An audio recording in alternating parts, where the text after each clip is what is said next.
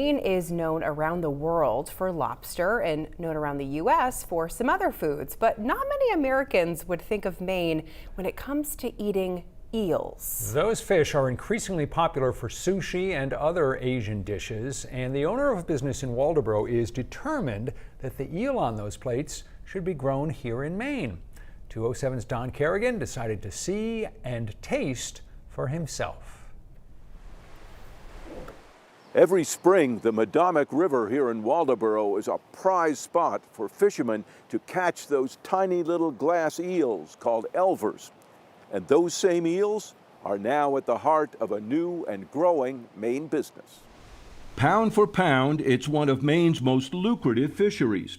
These tiny eels can sell for $2,000 a pound or even more. And for years, they were all being shipped to China. So, mid-size. Until Sarah Redemaker had an idea. There's this really valuable resource here in Maine, but the entirety of it's getting shipped abroad. It's being grown over there and then imported back. I asked the question of why isn't anybody doing it here? And was there an answer? It wasn't a good enough one. Her answer is right here in Waldoboro, American Unagi. That's the Japanese word for this eel. We've got well over 1 million total. 1 million eels are now growing in these tanks. The big ones, she says, are ready for harvest and sale. Others, even though they're the same age, grow more slowly. Redemaker says it's one of the peculiar traits of the species, which, despite their snake-like looks, are really fish. Yes, I get that question a lot about whether or not eels are fish. They are? They are fish, yeah. So they've got gills, they have very tiny scales.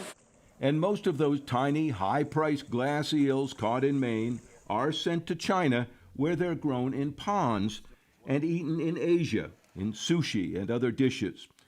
But enough eels are sent back to the U.S. that Redemaker, who already had a background in aquaculture, saw the opportunity. I also looked at the U.S. market. So we import 11 million pounds of eels. I'm going to be producing an eel that's way better, but it also costs me more to produce in the U.S. They harvest every week, and she says restaurants love them. We're all over the U.S. Yeah, some of our biggest customers are actually in the Midwest. It's crazy the recipes that we see being put together with our eel products too. Like it's not just sushi.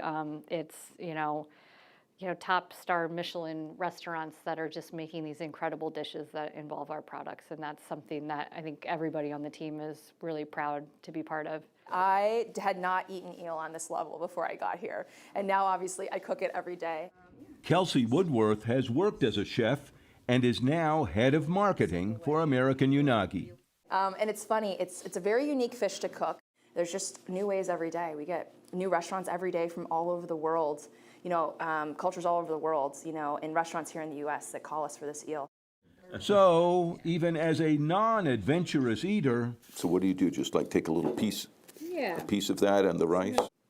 I had to try it. Japanese style, cooked eel with rice.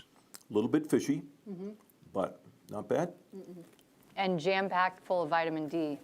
And smoked eel. Sarah says it's very popular. This is a snack, but it's salty and smoky. Which was, even for someone not big on smoke, quite good. It's interesting. I taste the smoke. I don't taste fish, really. Yeah.